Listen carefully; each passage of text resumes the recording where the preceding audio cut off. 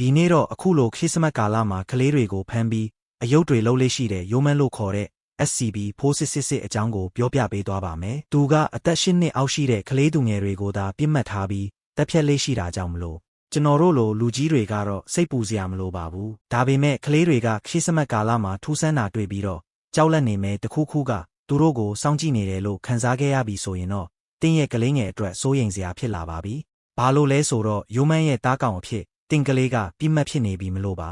။တခုထူးခြားတာကသူကဒီဇင်ဘာလ21ရက်နေ့မှဇန်နဝါရီလ2ရက်နေ့အထိ12ရက်ကြာအမဲလိုက်တပ်ဖြတ်လေးရှိပြီးကျန်တဲ့ကာလတွေမှာတော့လုံးဝပျောက်ဆုံးသွားတတ်ပါတယ်။ SCP-4666 နဲ့တွေ့ပြီးတော့အသက်ရှင်ကျန်ရစ်သူတွေကသူ့ကို2မီတာကနေ3မီတာအထိအရက်ရှည်တယ်လို့ပြောကြပါတယ်။သူကအသက်လွန်ကြီးတဲ့ပုံစံရှိပြီးပိန်ပိန်ပါးပါးနဲ့ပါဘာဝတ်အစားမှလည်းမဝတ်ထားပါဘူး။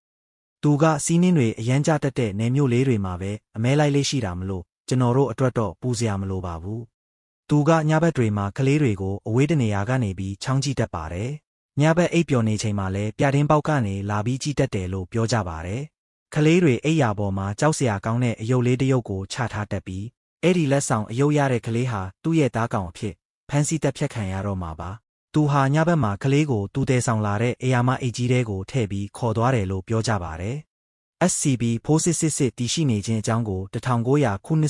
နှစ်ကနေစပြီးတော့SCP Foundation ကတည်ရှိခဲ့တာပဲဖြစ်ပါတယ်။နောက်ပြီးသူလက်ဆောင်ထားခဲ့တဲ့အယုတ်လေးတွေဆိုတာကလည်းသူဖမ်းသွားခဲ့တဲ့ကလေးတွေကိုတပ်ပြီးပြုလုပ်ထားတဲ့အယုတ်တွေပဲဖြစ်နေပါတယ်။2018ခုနှစ်တုန်းကအလက်စကာမြို့ရဲ့အိမ်တစ်ခုမှာအသက်ရှင်လျက်နဲ့အယုတ်ချုပ်ခံထားရတဲ့ကောင်မလေးတစ်ယောက်ကိုတွေ့ခဲ့ရပါတယ်။အဲ့ဒီကောင်မလေးကိုအင်တာဗျူးကြည့်တဲ့အခါမှာသူမကိုဖမ်းသွားတဲ့အရာကသူ့မိဘတွေကိုတတ်ခဲ့ပြီးတခြားကလေးတွေနဲ့အတူအေယာမအိတ်ကြီးမှာထည့်ပြီးအရန်အေးတဲ့ရေခဲကူတစ်ခုတည်းကိုခေါ်သွားတာပါ။သူ့ကိုတခြားကလေးတွေရဲ့ခန္ဓာကိုယ်အစိတ်အပိုင်းတွေနဲ့ရောပြီးတော့အယုတ်တစ်ခုအဖြစ်ချုပ်လုပ်ခဲ့ကြောင်းပြောခဲ့ပါတယ်။ SCP-4666 ကိုအခုအချိန်ထိဖမ်းဆီးထိန်းချုပ်နိုင်ခြင်းမရှိသေးပါဘူး။အဲ့ဒါကြောင့်မလို့မိတ်ဆွေတို့အနေနဲ့အခုလိုကာလမျိုးမှာအထူးဂရုစိုက်ဖို့လိုအပ်ပါတယ်။အခုပြောပြပေးခဲ့တာကတော့ SCP-4666 ရဲ့အကြောင်းပဲဖြစ်ပါတယ်။ SCP-4666 ကတကယ်ရှိတာလားလူတွေလောက်ကျန်ထားတဲ့ဇလန်းတစ်ခုလားဆိုတာ